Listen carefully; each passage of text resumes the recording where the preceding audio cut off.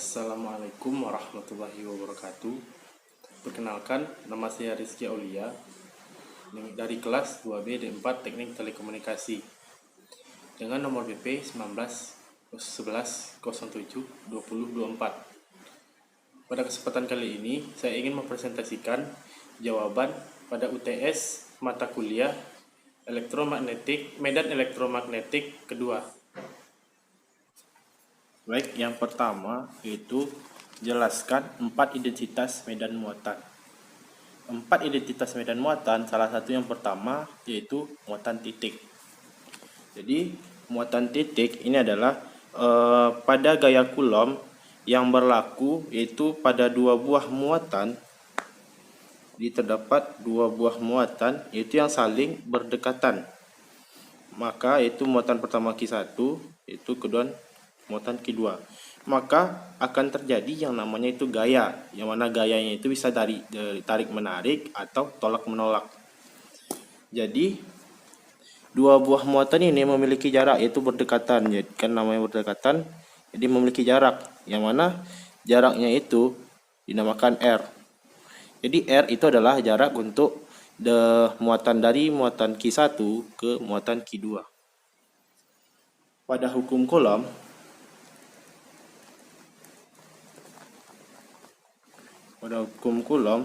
itu untuk dua buah gaya ini ditulis dengan, untuk mencari nilai gaya, yaitu konstanta dikali muatan 1 dikali muatan 2 dibagi jarak muatan 1 dengan muatan 2 dengan konstantanya yaitu 1/4V kali epsilon 0. Jadi konstantanya kita ganti yaitu dengan untuk gaya yaitu Q1 dikali Q2 dapat 4V kali epsilon 0 dikali R kuadrat, dimana R ini adalah jarak untuk muatan Q1 dan Q2. Kemudian nilai epsilon 0 itu sebesar 8,854 dikali 10 pangkat negatif 12, atau sama juga dengan 1/36V dikali 10 pangkat negatif 9 F/m.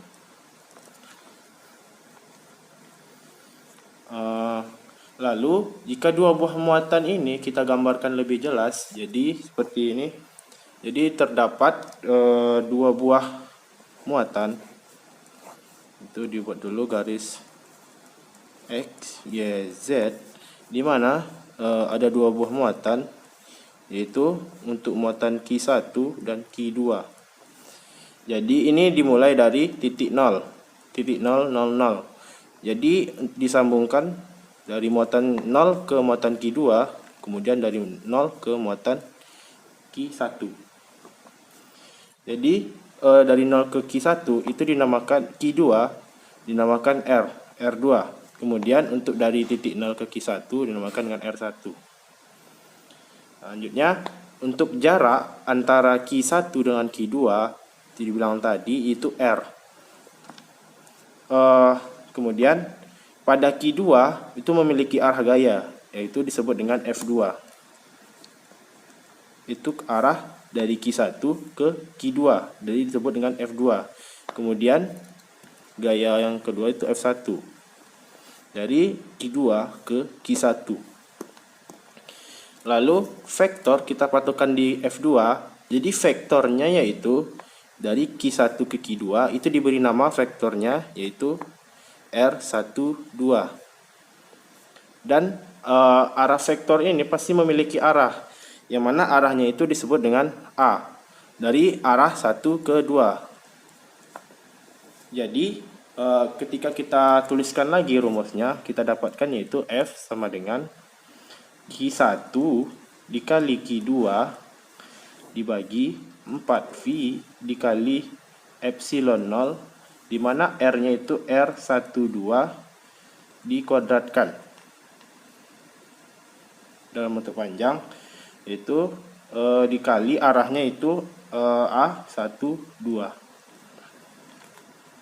di mana A12 itu adalah nilai R12 itu dibagi dengan panjang R12. Maaf, bukan dikuadrat. Selanjutnya yaitu intensitas listrik pada intensitas medan listrik. Intensitas medan listrik. Medan listrik pada medan titik. Yaitu kita jabarkan pada persamaan yang pertama, persamaan sebelumnya, yaitu Ft, tapi kita beri nama muatan kedua yaitu dengan muatan total. Jadi untuk F totalnya yaitu Q1 dikali Q total atau Q_T itu dibagi 4V dikali epsilon 0 dikali R dari 1 ke T dikuadratkan, kemudian A dikali 1 ke T. Lalu bisa diingat bahwa nilai intensitas medan listrik itu sama dengan Ft per Q_T. Jadi Q_T kita pindahkan ke sebelah kiri, jadi Ft kali Q_T yaitu Q1 per 4V kali epsilon 0 kali R1 kemudian dikuadratkan. Lalu didapatkanlah, maaf ini Q_T.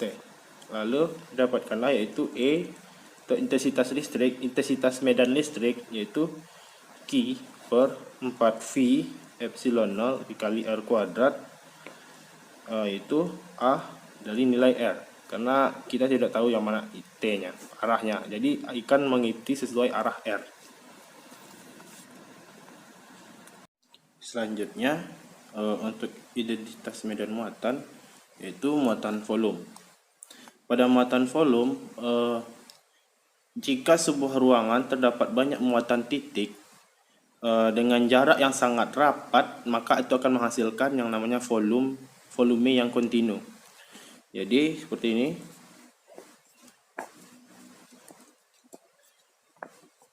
Jadi jika terdapat beberapa muatan yang banyak itu sangat rapat, jadi itu akan membentuk atau menghasilkan volume yang kontinu.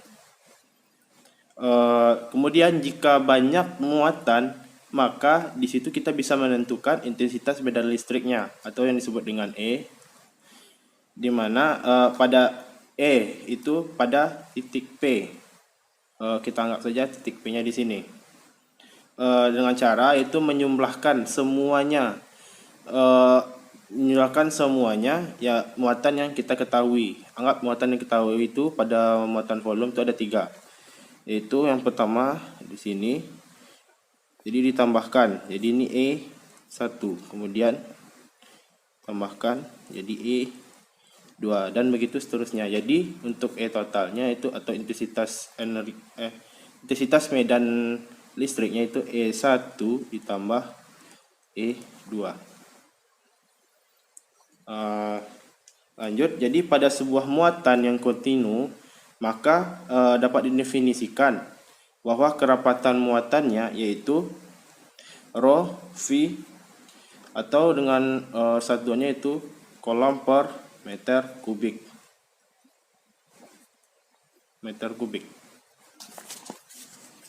Jadi jika digambarkan itu terdapat pada sebuah kubus.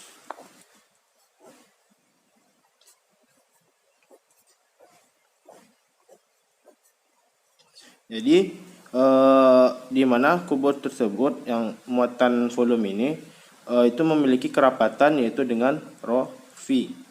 Lalu kita ambil sedikit bagian dari kubus tersebut, ya seperti ini, yang mana bagian luasan ini itu disebut dengan dV. Jadi untuk mendapatkan jumlah muatannya atau delta Q itu adalah hasil kali kerapatan dengan jumlah volume atau muatan volume. Jumlah volume.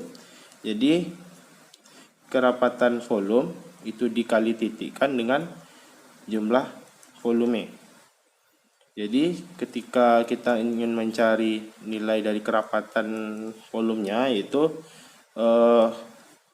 delta Q dibagi dengan delta V, itu jumlah muatan dibagi jumlah volume, itu dilimitkan. Limit dengan delta V itu mendekati 0. Maka integralkan persamaan ini, persamaan delta Q, yaitu kita tuliskan ulang, delta Q rho V dikali delta V. Jadi diintegralkan, maka didapatkan yaitu integral d Q itu jadi integral rho V dikali delta V. Jadi setelah diintegralkan didapatlah hasilnya itu Q, itu integral volume dari rho V dikali delta V, jumlah volume. Selanjutnya yaitu untuk intensitas medan listrik muatan volume. Intensitas medan listrik itu untuk muatan volume. Itu pada muatan titik untuk intensitas listriknya itu kita dapatkan sebelumnya E sama dengan Q dibagi 4V epsilon 0 kali R kuadrat dikali AR. Lalu di mana Q kali 4V epsilon 0 kuadrat, epsilon 0, yang mana R-nya itu adalah R dikurang R aksen dikuadratkan dikali R kurang R aksen dibagi R kurang R aksen. Untuk mendapatkan nilai E totalnya, maka integralkan keduanya. Jadi pada muatan volume di mana Q itu pada muatan volume Q itu adalah integral dari rho V dikali dV. Jadi kita ganti, yaitu E adalah rho V dikali dV di 4V dikali epsilon 0 dikali R1 R aksen kuadrat. Ini bisa dikalikan jadi R pangkat 3 dikali R1 kurang R aksen dalam kurung, bukan panjang. Lalu integralkan keduanya. Jadi didapatlah integral dE sama dengan integral untuk rho V dikali dV dibagi 4V epsilon 0 kali R kurang R aksen di pangkat 3 dikali R kurang R aksen. Jadi dapatlah untuk intensitas listrik medan volume itu integral dari rho V dikali dV itu dikali R kurang R aksen. Jadi 4V kali epsilon 0 itu dikali panjang dari R kurang R aksen pangkat 3. Kemudian yang ketiga itu muatan garis. Muatan garis itu adalah sebuah penghantar yang sangat halus dan sangat kecil diameternya. Jadi pada muatan ini itu bentuknya itu seperti garis yang halus seperti garis, jadi disebut muatan garis. Jadi yang mempunyai kerapatan. Jadi muatan garis walaupun bentuknya kecil seperti garis itu juga mempunyai kerapatan. Jadi dimisalkan, jadi seperti inilah muatan garis jika diambil dari jari-jari tabung. Jadi diberi muatan garis seperti ini.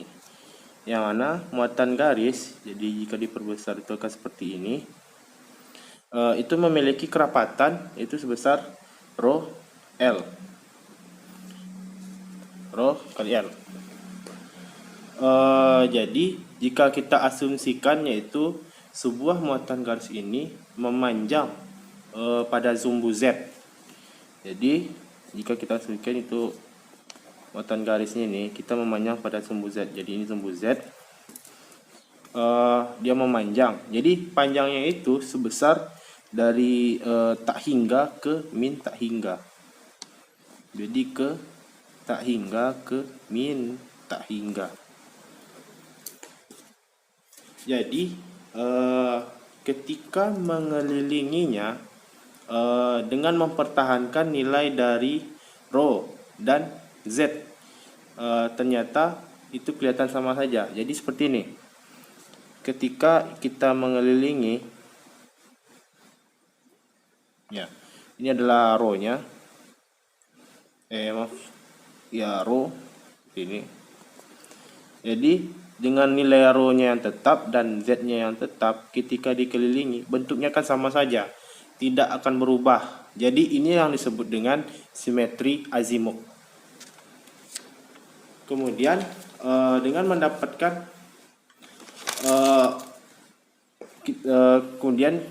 kita sudah mendapatkan dengan rho dan Z-nya itu tetap atau konstan. Lalu kita bergerak naik turun. Itu Z-nya kita ubah yaitu dengan gerakan naik turun, yaitu naik ke V atau turun ke naik ke positif tak hingga ke atau turun ke negatif tak hingga. Itu juga menunjukkan tidak terjadinya perubahan atau tidak berubah. Jadi ini menunjukkan bahwa ada simetri medan yang tidak merupakan fungsi Z. Kemudian jika Z-nya tetap tetapi V-nya yang diubah, jadi yang diubah-ubah,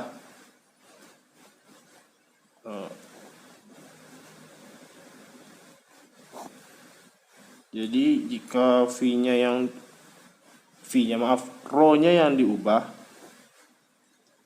jadi jika dikelilingi bisa kita lihat bahwa rho-nya yang diubah-ubah, jadi besar kecil besar kecil. Jadi ini adalah nilai rho.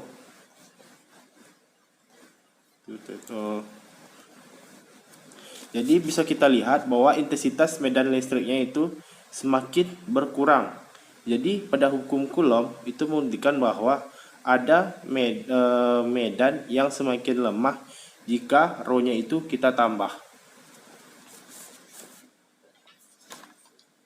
Dan untuk mencari persamaan intensitasnya itu dengan cara yang sama itu dengan muatan volume sebelumnya. Bisa didapatkan yaitu dengan muatan volumenya yaitu dE itu kali dq dikali 4V kali epsilon 0 kali R kuadrat kali AR. Jadi di sini kita belum tahu nilai R-nya berapa, arahnya berapa.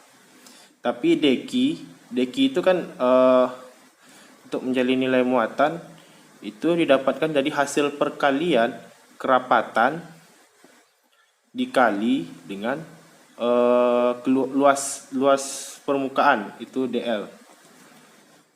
Jadi untuk nilai R-nya kita bisa dapat dari muatan garisnya itu sendiri, itu dengan berpatokan pada sumbu Z dengan panjangnya itu atau lebarnya itu rho, kerapatannya rho. Jadi untuk vektor yang rho atau vektor utama itu bernama R. Lalu selanjutnya itu R aksen untuk penamaan nilai arah vektornya atau vektornya. Jadi untuk menghubungkan dari R ke R aksen itu disebut dengan R. Jadi nilai R itu adalah R dikurang R aksen. Jadi ini adalah nilai rho dan ini adalah nilai Z. Ini sumbu Y dan ini sumbu X. Jadi untuk nilai R kecil, R itu kita dapat bahwa nilainya itu dari AX 0 AX karena 0 AX karena letaknya di sumbu Y. 0 AX ditambah Y sebesar AY ditambah 0 AZ. Jadi didapatkan besar nilai R kecil adalah AY. Jadi nilai Y-nya sudah diketahui itu adalah rho. Jadi diberi nama dapat nilainya yaitu rho rho. Kemudian untuk R aksen karena letaknya di sumbu Z jadi Z. Jadi kita tukar semua mulai dari muatan volume muatannya yaitu rho itu kerapatan kali L kali D. L dikali 4 pi epsilon 0 dikali R. R-nya itu adalah R kurang R aksen pangkat 3, panjang dari R kurang R aksen pangkat 3 dikali R kecil dikurang R aksen. Jadi kita tukar nilai R-nya sudah diketahui tadi yaitu kali L kali DL dengan R-nya yaitu rho rho dikurang Z yang dibagi 4 pi epsilon 0 panjang dari itu hasil pengurangan dari rho dikurang Z dipangkatkan pangkat 3. Jadi didapatkanlah setelah disederhanakan semuanya didapatkanlah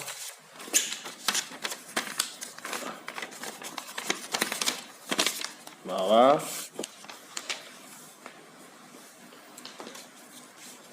nilai DE sama dengan L kali D Z aksen dikali rho dikurang Z aksen AZ dibagi 4 pi epsilon 0 dikali kuadrat Z aksen kuadrat kali 3/2. Kemudian karena nilai rho-nya itu ada, maka perkalian Z-nya itu hasilnya 0. Jadi didapatkan jadi D rho sama dengan rho kali L dikali rho kali D Z aksen. Jadi dibagi 4 pi epsilon 0 dikali rho kuadrat ditambah Z aksen kuadrat dikali 3/2. Kemudian ini kita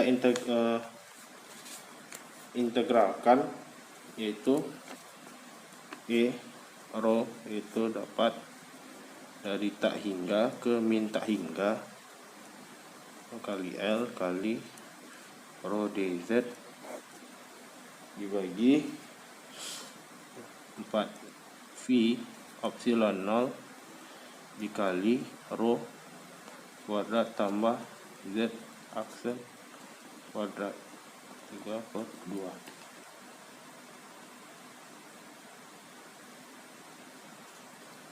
Kemudian diintegralkan dapatlah hasilnya yaitu rho L kali itu 4 pi epsilon 0 di mana nilainya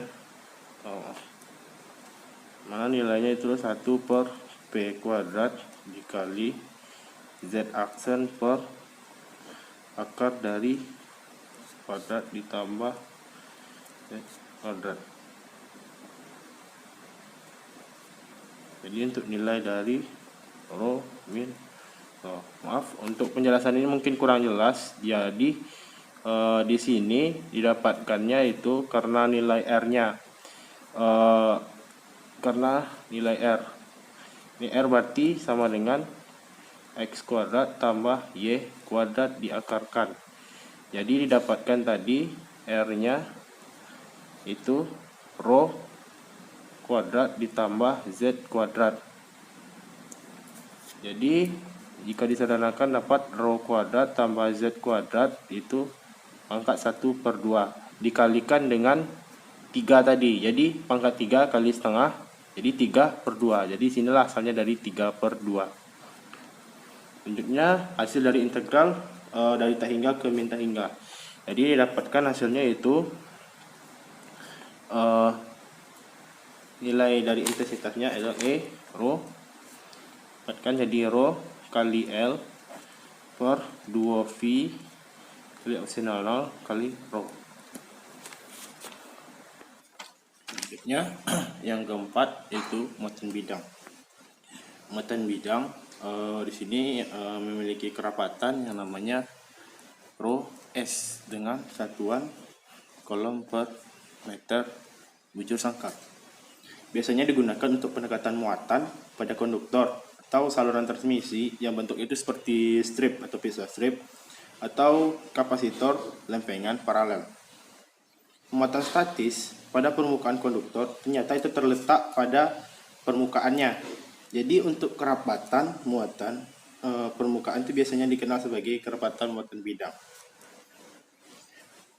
Lalu untuk menurunkan hasil, kita gunakan hasil dari medan muatan garis tak hingga untuk menurunkan persamaan medan bidang yang tak hingga juga.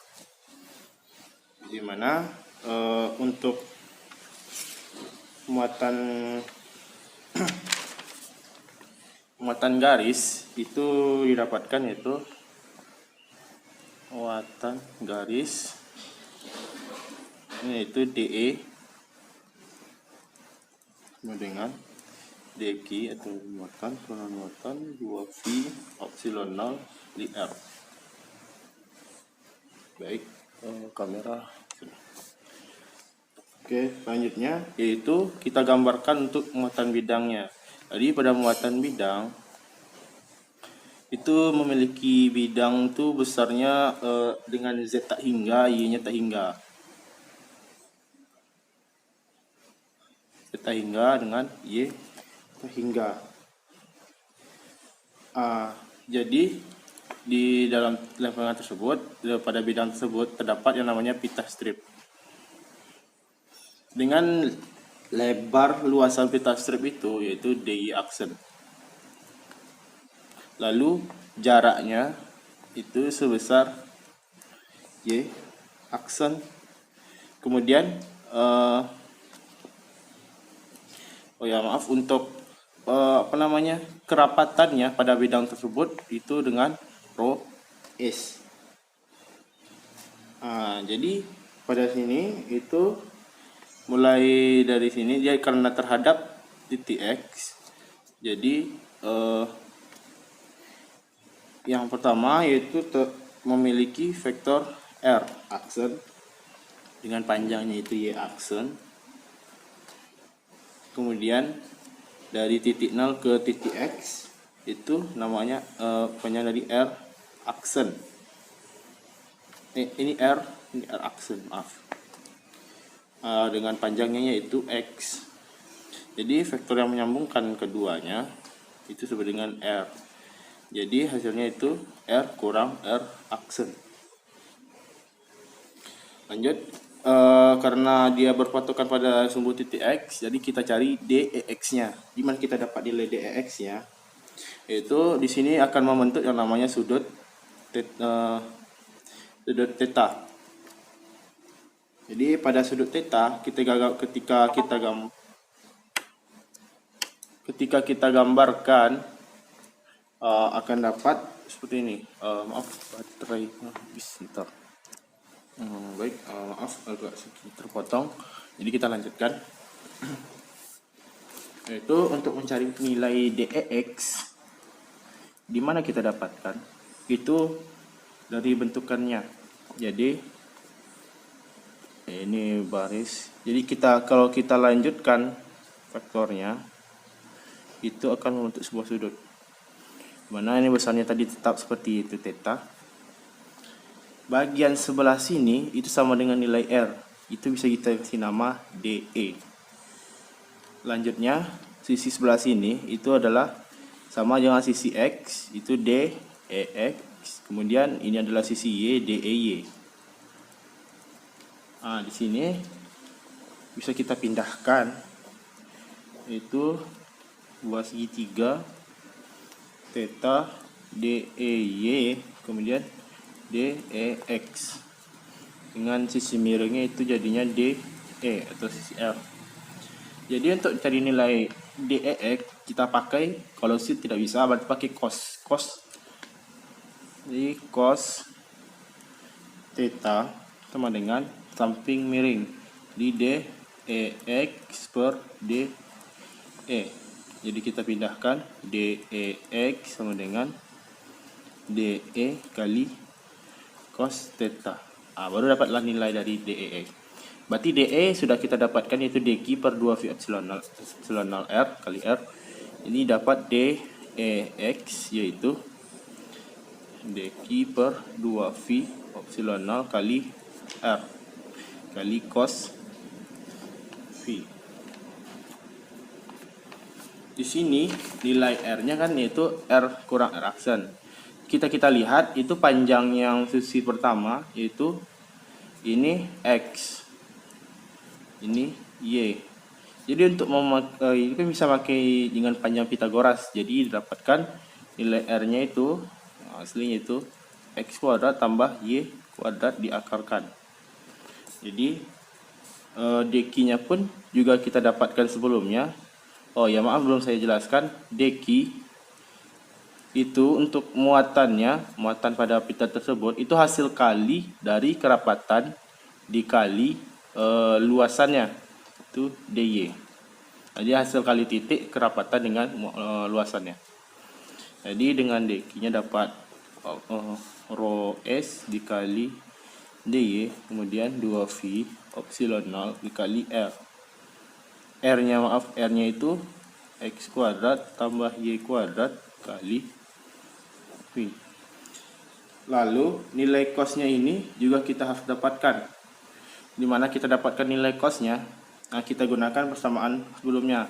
Yang ini kan x, y, kemudian ini adalah r. Jadi dapat r y aksen, y aksen ini x. Jadi untuk nilai R, nilai cosnya, cos theta yaitu X per R.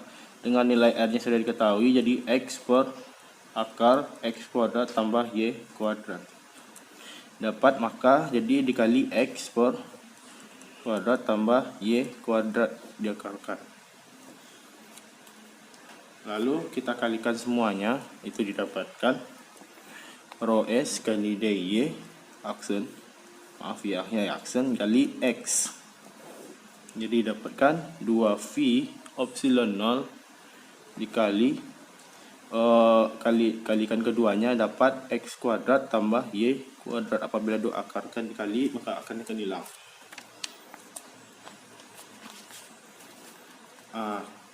Berarti inilah untuk rumus turunannya.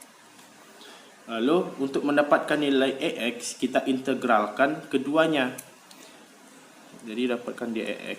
Jadi kita integralkan keduanya. Itu integral dari tak hingga. Jadi dapatlah EX itu dengan rho s per 2v sama dengan kali epsilon 0. Itu integral dari tak hingga ke min tak hingga. Kemudian itu di situ adalah x kali dy aksen, kemudian x kuadrat tambah y kuadrat. Maka nanti hasilnya itu akan dapat sama dengan rho s per 2v epsilon 0 dari tan min 1 kali y aksen per x. Untuk hasilnya dari tak hingga ke min tak hingga. Jadi ketika dicari, jadi dapatlah nilai X nya yaitu rho S kali 2V kali epsilon 0. Dapatlah ya.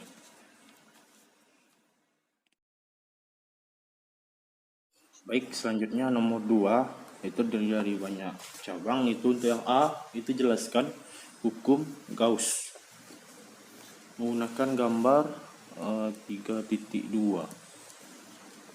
Baik, pada hukum Gauss itu mulai dari penjelasan gambar 3.2, yaitu gambar dari awan muatan. Jadi gambarnya awan muatan, maksudnya pada awan muatan buatan itu titik, daripada awan buatan titik, kemudian yang dilingkupi permukaan nya sembarangan. Kemudian di titik pada permukaan untuk kerapatan fluksnya vektor D itu disimbolkan dengan ds. Jadi itu kerapatannya itu ds. Jadi untuk S itu adalah sebagai pengingat bahwa D itu dievaluasi dari permukaan, didapat dari permukaan. Jadi pada gambar 3.2 ini itu awan muatan. Jadi yang pertama itu ada awan muatan titik yang menembus keluar dari awan muatan. Jadi di sini ada muatan yang sangat rapat. Jadi masing-masing muatan itu ada yang keluar sebesar Q. Dengan kerapatannya yang tadi saya bilang itu ds. Kemudian ada unsur pertambahan permukaan atau seperti kotak kecil yang berlebih. Itu permukaan kecil pada awan muatan, di mana ini adalah unsur pertambahan. Jadi jika ibaratkan sebuah balon. Jadi ketika ditiup, muatan itu akan bergerak tegak lurus atau sesuai dengan arah pertambahan luasannya. Jadi di sini adalah pertambahan luasan, jadi arahnya itu delta S. Tapi bagian dalamnya juga ada, jadi tegak lurusnya. Kemudian itu terdapat flux yang menembus awan itu tersebut. Jadi pada kotak kecil ini terdapat flux yang menembus awan, yaitu ds. Vektor ds. Jadi diantaranya itu membentuklah namanya sudut theta. Jadi pertambahan permukaan ini adalah vektor, jadi mempunyai luasan dan arah dalam ruangan.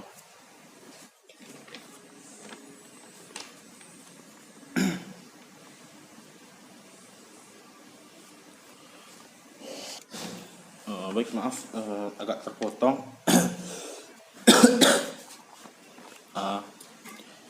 Selanjutnya yaitu karena jika awan muatan ini diberi dorongan, ibaratkan balon yang ditiup, maka arahnya itu akan ke delta S.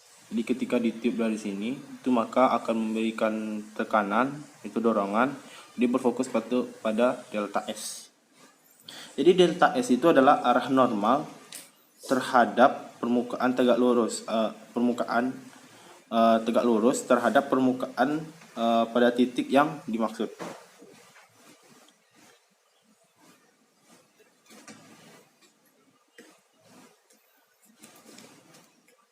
Jadi diketahui kerapatan pada muatan bola. Jika kerapatannya diketahui, tentu muatan yang melintasi flux itu tentu dikali luasannya. Jadi untuk mencari muatannya, muatannya itu hasil kali dari ds kali luasannya. Mana ya? Maaf, lanjut saja.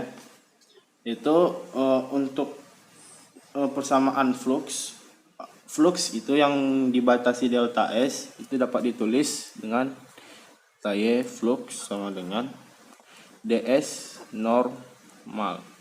ds normal ini adalah nilai vektor pada yang tegak lurus pada delta S, itu sini adalah namanya ds normal. ds normal dikali delta S. Jadi ini kerapatan dikali luasannya. Lalu di sini berarti delta S, ds normal dikali delta S, itu adalah flux yang melintasi delta S. Jadi sementara ini yaitu delta flux, yaitu yang melintasi kotak kecil ini atau delta S. Maka flux total yang melintasi permukaan sembarangan ini adalah jumlahan banyak permukaan-permukaan. Ini seluruh permukaan bentuk sembarangan ini. Maka flux total yang melintasi permukaan sembarangan ini adalah jumlahan banyak permukaan di seluruh. Jadi banyak permukaan di seluruh. Ini di seluruh bentuk sembarangan ini. Jadi ketika untuk delta Y ds normal delta S kita integralkan keduanya, maka dapatlah yaitu delta Y sama dengan integral ds kali ds aksen. Jadi nilai flux itu sama dengan itu integral dari ds kali ds aksen, kerapatan kali luasannya. Jadi itu sama dengan nilai Q atau muatan yang lingkup. Jadi kesimpulannya itu hukum Gauss adalah flux listrik yang menembus keluar dari permukaan yang terkurung dari permukaan sembarangan sama dengan muatan total dari yang terkurung di dalam permukaan tersebut. Selanjutnya yang kedua yaitu penggunaan hukum Gauss terhadap muatan titik. Jadi pada gambar 3.3 gitu terdapat seperempat lingkaran, seperti seperempat lingkaran yang ini. Lalu buat bagian kecilnya.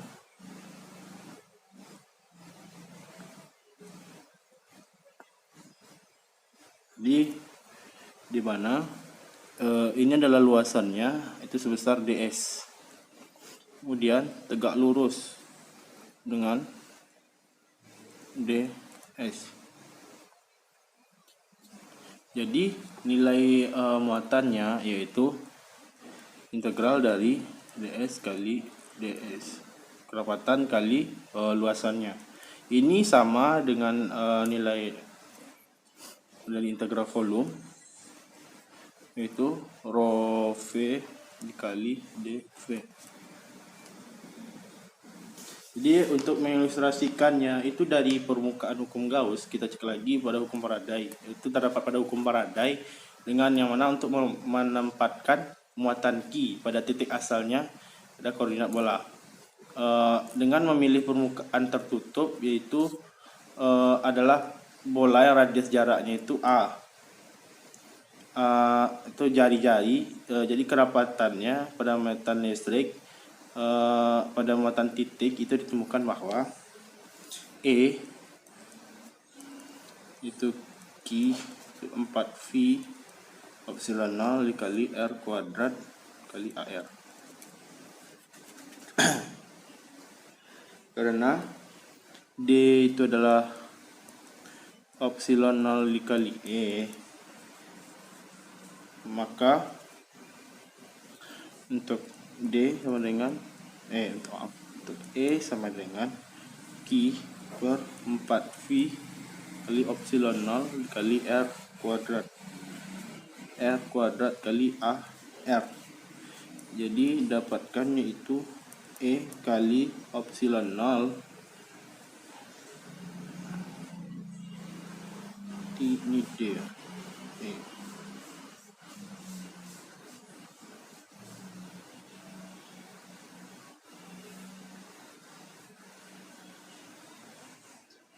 Oh ya, jadi epsilon 0-nya ini kita pindahkan.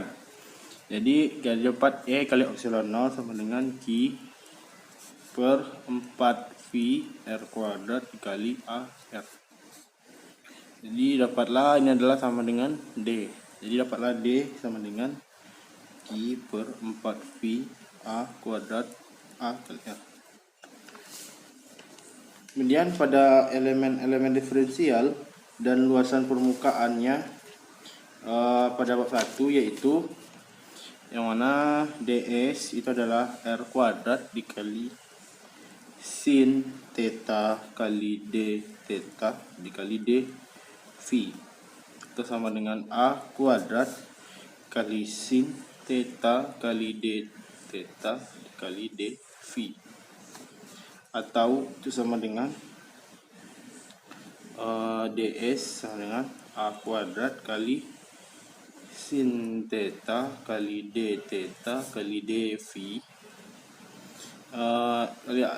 dengan AR itu sebagai arahnya.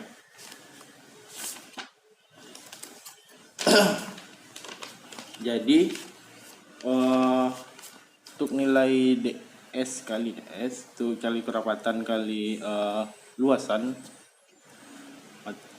kali titik, dan jadi Q sama dengan 4V kali A kuadrat dikali A kuadrat kali sin theta kali D theta dikali D kali AR. Jadi nilai ds nya adalah ini, kemudian 4V ke AR kan ini ds dikali luasannya itu sin theta kali D theta kali D V kali AR, hingga dapatkan yaitu Q sama dengan 4V, ini bisa dicoret, jadi dapat sin theta kali D theta kali D V A kali AR.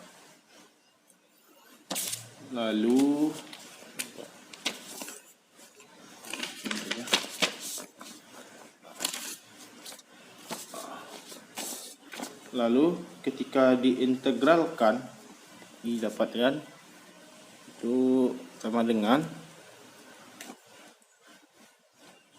integral untuk V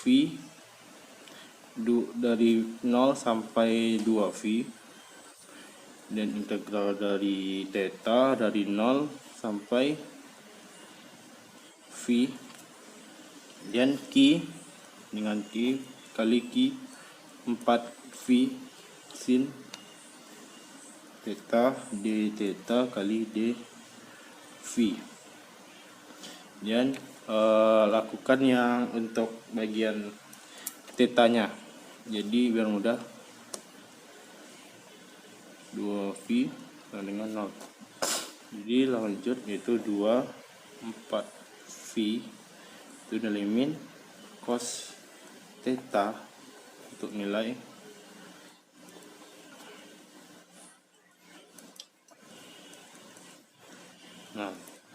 untuk DV. Jadi carilah, berarti isilah nilainya itu cos V sama cos 0, min cos V kali cos dikurang cos 0. Jadi ketika cari integralkan, jadi dapat yaitu V 2V dengan 0 itu dengan nilai Q per 2V dikali D V. Kemudian dari nilai integralnya yaitu Q 2V itu nilai untuk nilai V nya itu 2V by 0. Jadi ketika dibelahan dari maksudkan 2V, jika buat 2V berarti bisa dicoret, kalau dikali 0 berarti hasilnya 0 semua, jadi dapat hasilnya itu Q. Jadi muatan totalnya itu sebesar Q, sehingga terbukti bahwa muatan total pada permukaan bola adalah sebesar Q, atau sebesar Q. Selanjutnya yaitu C adalah hukum Gauss pada permukaan simetris. Jadi ada sebuah permukaan garis yang diletakkan dalam permukaan tabung. Jadi di mana Q Q-nya itu muatannya itu adalah integral silinder. Silinder itu hasil perkalian titik antara kerapatan dengan luasannya, ds kali ds. Dengan permukaan tabungnya itu sebesar dari Z sama dengan 0 sampai dengan L. Jadi terdapat 3 permukaan dalam tabung ini, yang mana itu dari tutup atas, tutup bawah, kemudian dindingnya. Maka D itu tegak lurus akan membentuk sudut 0 derajat yang di dinding, sehingga pada cos theta-nya itu didapat yaitu 1, sehingga nilai ds menjadi skalar. Jadi untuk itu terdapat 3, tetapi pada ruang tutup atas jadi seperti ini. Jadi mulai dari side atau dinding itu integral dinding itu kali ds, tetapi karena dia dapat nilai membentuk karena dia tegak lurus membentuk sudut 0 derajat, maka nilai D itu akan membentuk sudut 0 derajat, sehingga dicari cos 0 itu adalah 1. Jadi sehingga nilai ds itu menjadi skalar, jadi dikali ds. Kemudian pada integral tutup atas atau top kali ds itu akan membentuk yang namanya sudut 90 derajat. Sudut 90 derajat. Jadi ketika dikoskan maka nilai hasilnya 0, berarti dikali 0. Begitu pula dengan tutup bawah, membentuk 90 derajat, jadi dikali 0 integral bottom atau bawah kali ds. Jadi didapatlah itu adalah ds kali integral ds.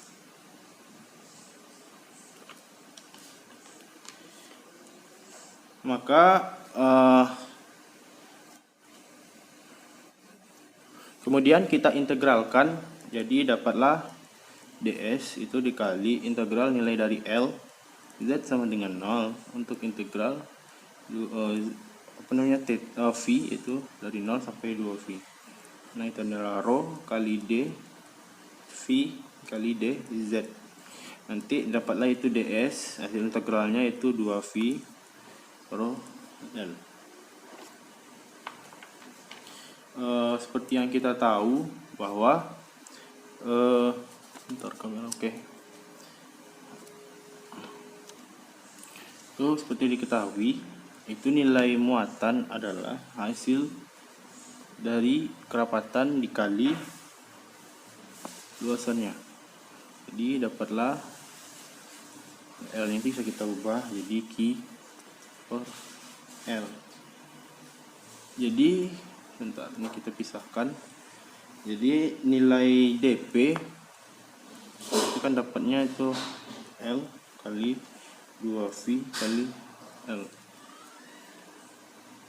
Karena ini kita bisa ubah. Maaf ini rogit. Kita ubah yaitu untuk dp sama dengan Q per 2v, yaitu Q per L 2v L kali luasannya. Jadi di sini dapatkan ds nya sekian Q, berarti ds sama dengan kita pindahkan jadi Q sama dengan 2v rho L kali L. Jadi untuk dp itu sama dengan ds, yaitu Q per 2v rho kali L. Jadi untuk tabung koaksial ini jadi didapatkan bahwa ds-nya itu konstan atau tetap sama dengan dp. Dia tidak berubah. Lalu ketika kita integralkan akan mendapatkan hasilnya seperti ini. Nah, jadi hasilnya itu akan sama dengan persamaan dp dengan ds. Jadi tapi cara untuk caranya yang ini itu lebih mudah daripada sebelumnya, lebih mudah untuk didapatkan. masih pada yang sama, itu dengan gambar 3.5, itu pada permukaan muatan Gauss pada permukaan simetris. Jadi terdapat sebuah silinder, yaitu yang sebut namanya itu kabel koksial dengan panjangnya yaitu L, dan jari-jarinya itu adalah ρ. Dimana untuk masing jari-jarinya itu A itu lebih kecil dari ρ, kemudian ρ itu lebih kecil dari panjang dari B. Jadi dalam hukum Gauss itu dituliskan bahwa 2V kali A kali L kali ρS kali sama dengan ds itu kali 2V kali ρ kali L. Karena ini bisa kita coret 2V dengan 2V, jadi didapatkan yaitu ds sama dengan A kali ρS per V, atau sama aja dengan jadi D sama dengan A S kali ρ kali A ρ, hingga dapatlah nilai muatannya yaitu Q sama dengan dapatkan itu ds kali 2V kali ρ kali L. Karena kita integralkan yaitu L sama dengan Z sama dengan 0, itu 2V itu dengan V itu sama dengan 0, itu ρS itu A kali dV kali dZ itu sama dengan 2V LPS. Karena konduktornya itu sebesar 2V AVS AROS, maaf ini ρ ya, AROS itu, maka ρL sama dengan 2V A kali ρS. Jadi dapatkan D sama dengan ρL itu 2V kali ρ kali A ρ. Jadi pada untuk ρ besar dari B, maka nilai ds nya itu adalah 0, sehingga pada kabel koaksial di luar kabel tersebut tidak ada medannya. Jadi pada kabel koaksial muatan itu muatan di dalamnya itu akan sama dengan muatan di luar, jadi Q dan min Q. Sehingga di luar itu saling meniadakan. Jadi inilah kegunaan dari kabel koaksial, itu tidak ada radiasi di luarnya lagi. Selanjutnya yaitu yang D, itu hukum Gauss pada unsur volume diferensial. Pada kondisi ini ditentukan dengan kondisi itu tanpa simetri. Jadi tanpa simetri permukaan Gauss itu tidak dapat ditemukan agar memenuhi dua kondisi, yaitu normal atau nol di seluruh permukaan. Jadi tanpa permukaan tersebut integral itu tidak dapat dihitung. Jadi hanya ada satu cara, yaitu dengan memilih permukaan tertutup yang sangat kecil, sehingga D itu hampir konstan atau sama dengan permukaan tersebut, dan perubahan kecil dari D itu dapat dikerjakan dengan Taylor.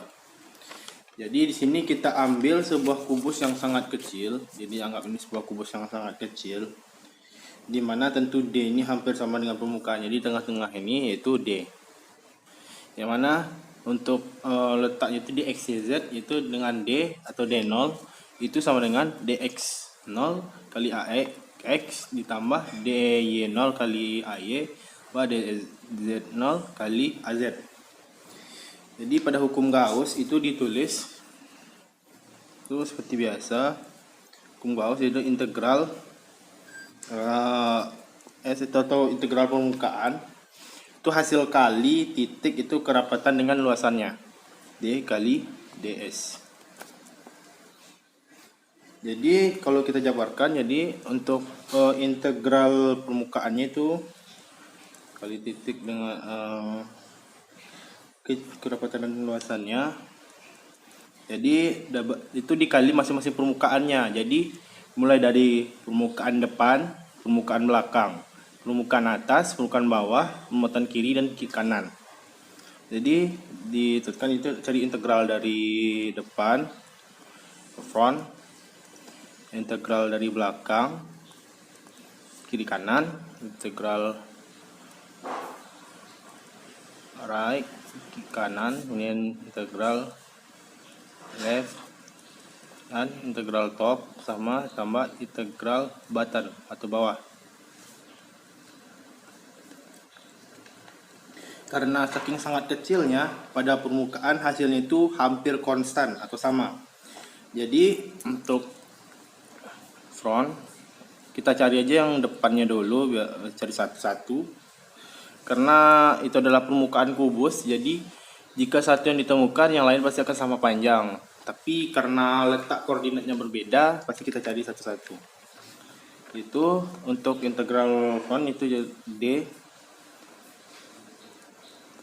front untuk bagian depan dikali delta S untuk front bagian depan.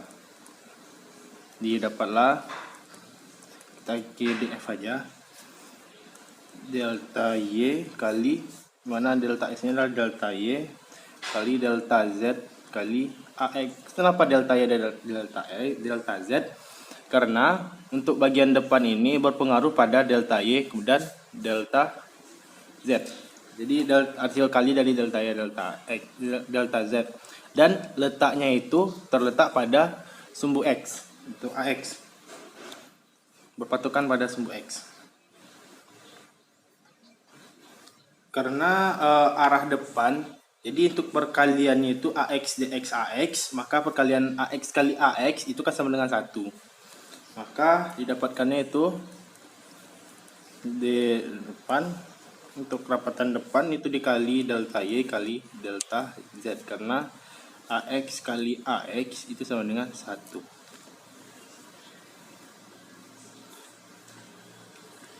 Kemudian kita akan aproksimasi harga nilai dx pada arah depan pada permukaan itu yang berjarak delta x 0.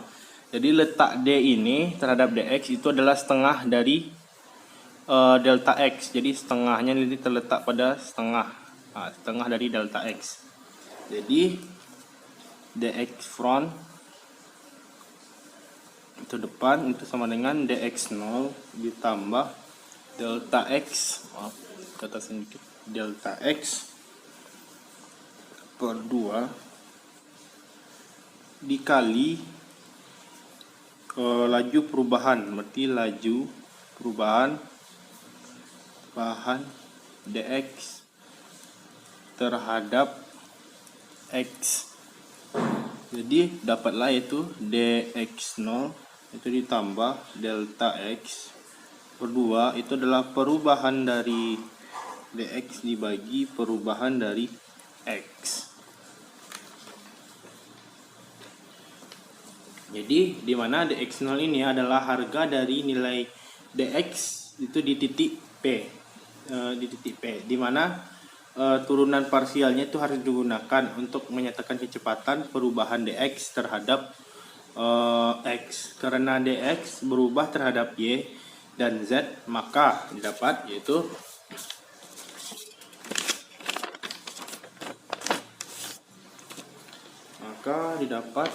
itu front ya F aja depan kurung dx0 itu ditambah delta x per 2 untuk perubahan dx bagi perubahan x kali delta y delta z. Begitu pula jadi ini dapat untuk bagian depannya. Begitu pula dengan cara belakang, itu untuk belakang, untuk back itu bagian belakang itu adalah D, back aja back kali delta S back. Mana untuk D back ini bagian belakang, yaitu min delta Y kali delta Z. Letaknya kan di belakang, jadi min delta Y, bagian delta Y kali delta Z. Lalu dapatkan dikali delta kali AX. Karena AX kali AX itu 1, kalian dapatlah min DX back bagian belakang itu delta Y kali delta Z. Jadi dapatlah DX back itu DX0 dikurang delta X per 2 kali perubahan DX kali dibagi perubahan X.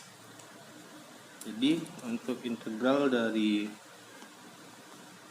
back itu dapat itu negatif dx0 tambah delta x per 2 delta dx delta x. Untuk nilainya itu delta y delta z.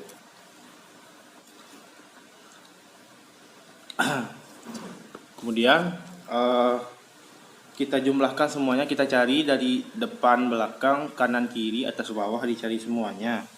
Jadi jika dijumlahkan, misalnya ini untuk depan belakang, untuk depan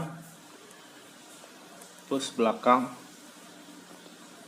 hasil tambah depan dengan belakang itu akan didapatkan, yaitu ketika kita jumlahkan dx0 ini kan ditambahkan, jadi didapatkan mulai dari dx0 ditambah min dx itu habis, kemudian delta x tambah karena ada sama variabelnya, jadi delta x tambah setengah delta x tambah delta x setengah delta x, jadi dapat delta x. Jadi untuk perubahan dx itu sama perubahan x itu nilainya delta x kali delta y kali delta z. Begitu pula untuk yang kiri kanan itu delta akan didapatkan nanti itu delta y itu y dan x y z. Begitu juga dengan atas bawah yang berpatokan pada z, yaitu perubahan dz kemudian perubahan z itu nilai untuk nilai x y z. Jadi kita jumlahkan lagi seperti persamaan itu, yang depan, belakang, kiri, kanan, atas, bawah itu dijumlahkan semuanya. Jadi dapatlah delta S, yaitu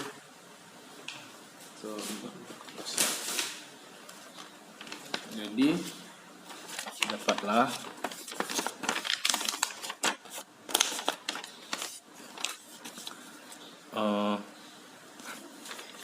integral dari D kerapatan kali titik dengan luasannya ds itu dapat perubahan dari dx per x perubahan x ditambah perubahan dari dy bagi perubahan dari y tambah perubahan dari dz kali perubahan dari z dalam kurung nanti dikali dengan delta x kali delta y kali delta z. Jadi sehingga penyelesaian ini itu adalah pendekatan yang lebih baik untuk delta V, sangat kecil. Jadi semakin kecil maka semakin akurat. Maka kita telah menerapkan hukum Gauss pada permukaan tertutup itu yang mengelilingi elemen volume delta V dan menghasilkan aproksimasi. Baik, soal nomor 3 yaitu jelaskan beda potensial. Jadi ilustrasi pada integral garis, kita lihat beberapa lintasan yang dengan muatan garis tak hingga, maka medannya itu diperoleh itu E sama dengan E rho dikali A rho, itu sama dengan rho L kali 2V epsilon 0 kali rho A rho. Jadi pertama, mari kita temukan itu usaha yang dilakukan untuk membawa muatan positif melalui lintasan lingkaran dengan radius rho B terpusat pada muatan garis. Itu seperti gambar berikut.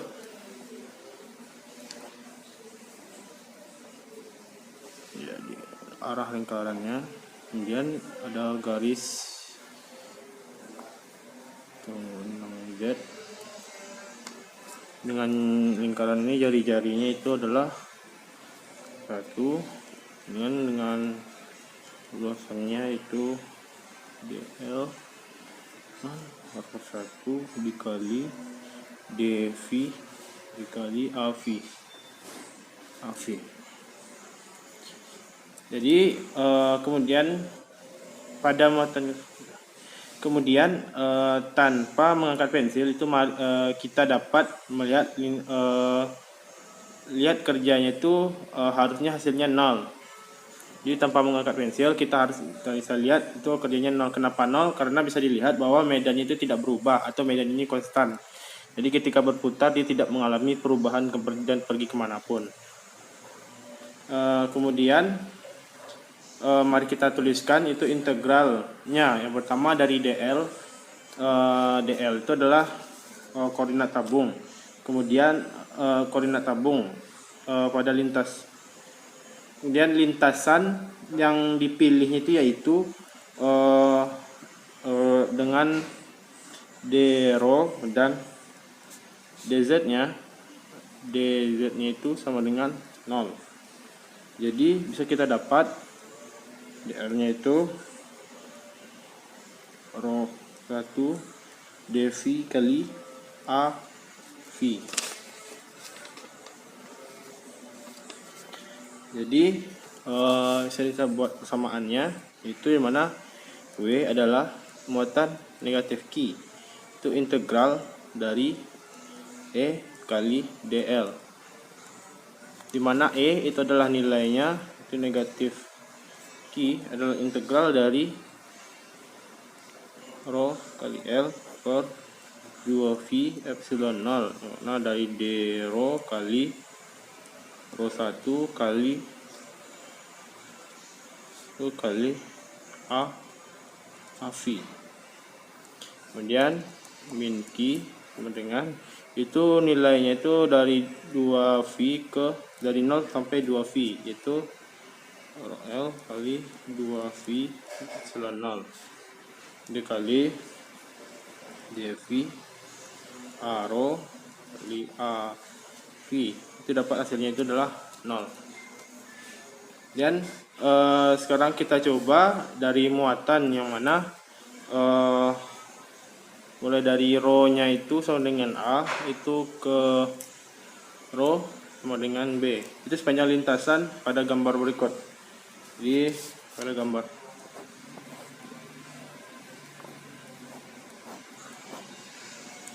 Z dengan L, dapatlah DL-nya itu hasil perkalian yaitu D rho kali A rho. Jadi dapatlah samaannya itu W sama dengan min Q itu integral dari rho L kali 2V 0 kali V kali AV rho kali D rho kali A rho. Oke. Lalu min Q dengan muatan tingginya itu mulai dari A sampai B. Jadi dari A di titik ini blok titik A ini dari titik B ke A. Jadi 4 L dengan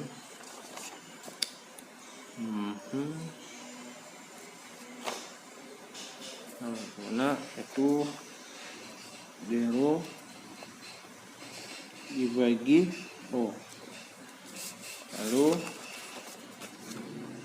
atau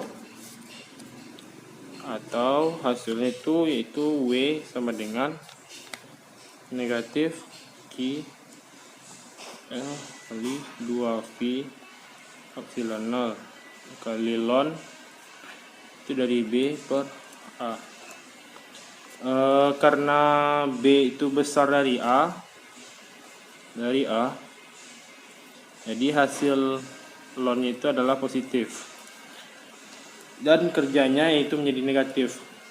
Di hal ini membuktikan bahwa sumber luar dari muatan tersebut itu menerima energi. Jadi untuk pengertian beda potensial itu adalah usaha dari sumber luar untuk memindahkan satu muatan positif dari satu titik ke titik lain dalam medan listrik. Jadi seperti usaha yang sebelumnya dijelaskan, itu usaha yang dilakukan untuk membawa muatan positif Q itu melalui lintasan lingkaran dalam radius rho B yang terpusat pada muatan garis. Baik, hanya inilah presentasi untuk UTS Medan Elektromagnetik 2. Terlebih dan kurang saya mohon maaf. Saya akhiri dengan Assalamualaikum warahmatullahi wabarakatuh.